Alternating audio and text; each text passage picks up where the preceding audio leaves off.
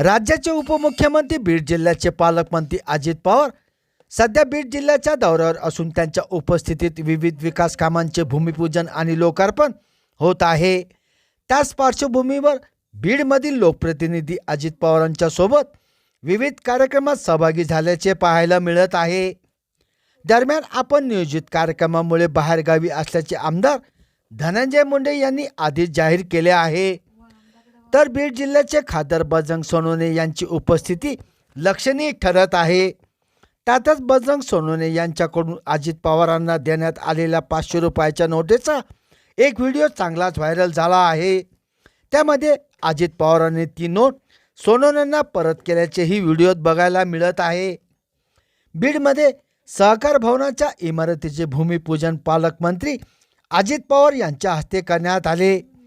यावेळी पूजेसाठी बसलेल्या अजित पवारांकडे पुरोहिताला दक्षिणा देण्यासाठी बजरंग सोनवणे यांनी आपल्या खिशातून 500 रुपयाची नोट काढत शेजारी असलेल्या आमदार संदीप क्षीरसागर यांच्याकडे दिली।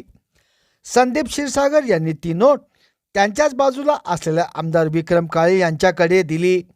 विक्रम काळे यांनी ती नोट अजित पवार यांना देण्याचा प्रयत्न केला, मात्र अजित पवारांनी ती नोट नाकारली आणि नको म्हणून सांगितले।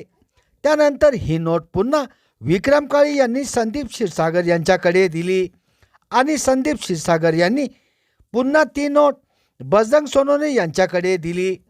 बजरंग सोनवणे यांनी गेलेले पैसे परत आले म्हणत पुन्हा ती 500 रुपयाची नोट आपल्या खिशात ठेवून दिली। सध्या सोशल मीडियावर हा व्हिडिओ चांगलाच व्हायरल होत असून याची चर्चा रंगू लागली आहे। तसेच बीडकर या व्हिडिओचा आनंद घेत आहेत। दरम्यान अजित पवार यांनी दुसऱ्याकडून पैसे घेत पुरोहिताला दक्षिणा दिल्याचे व्हिडिओ दिसून येत आहे। संभाजीनगर समाचार न्यूज चॅनलसाठी सुनील टाक।